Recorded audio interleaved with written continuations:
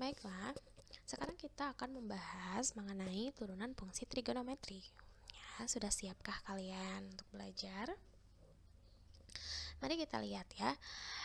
Sebelum kita membahas beberapa turunan fungsi trigonometri, nah perlu kalian ingat lagi untuk teorema-teorema mengenai turunan fungsi, yang mana di sana ada untuk turunan fungsi yang isinya hanya konstanta, ada yang isinya hanya variabel, satu variabel, ada perkalian, pembagian, dan lain sebagainya ya, perpangkatan.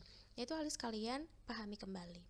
Nah, sekarang untuk yang turunan fungsi trigonometri ini, saya spesifikkan menjadi 3. Yang pertama, apabila ada fungsi yang mana fungsinya sin X, maka turunannya adalah cos X.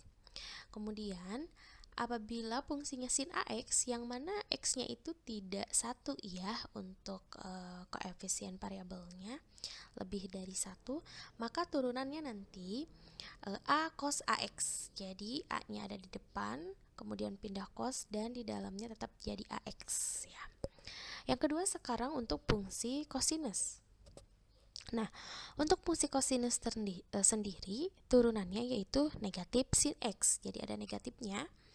Kemudian apabila cos AX artinya koefisiennya lebih dari 1, maka turunannya negatif A kali sin AX ya. Jadi konsepnya sama, baik sin atau cos ya.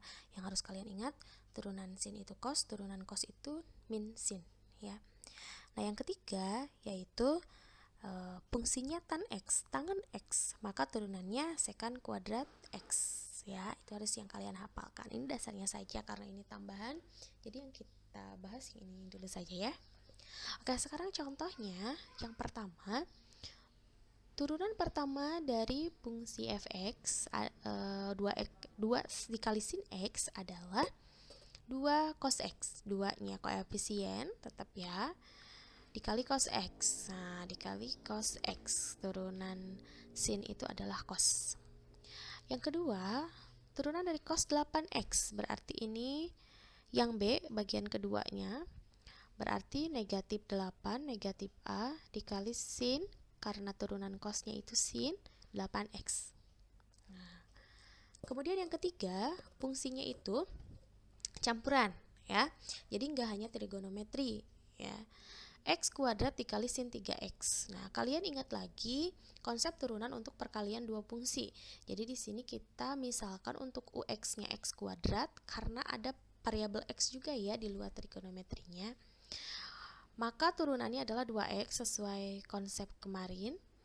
Dan kita misalkan untuk Vx-nya, fungsi V-nya itu sin 3X, maka V aksennya adalah 3 kosinus 3X. Sehingga turunannya, nah turunan untuk perkalian dua fungsi, U aksen X dikali Vx ditambah Ux dikali V aksen X. Nah, U aksennya yang mana? Yang 2X, Vx-nya yang 3X, 3 sin X, Ux-nya yang X kuadrat, V aksen X-nya yang 3 cos 3X. Nah, kemudian dikalikan karena ini udah langsung pengali ya. Nah, pengali jadi 2X sin 3X. Kemudian 3, karena 3 biasanya kalau untuk koefisien atau suatu angka ada di depan, jadi 3X kuadrat dikali cos 3X. Jadi turunannya begini. Nah, perlu kalian ingat ya, kalau ada perkalian, kalau ini kan 2X 1 ya. Kalau misalnya ada plus berapa, min berapa, kalian usahakan pakai tanda kurung.